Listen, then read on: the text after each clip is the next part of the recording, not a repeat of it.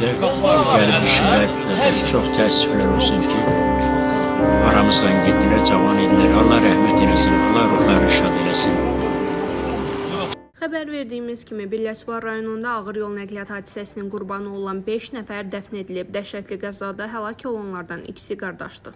Vasif Həsənli bir neçə ayda əskərlikdən gəlibmiş. Rusif Həsənli isə ailəli idi. Bəydili kənd sakini olan Əli qardaş Rəsulzadə isə yaxın günlərdə hərbi xidmətə gedəcəkmiş. Avtomobilin su kanalından çıxarılma anının görüntüləri yayılıb. Həmin görüntüləri təqdim edirik.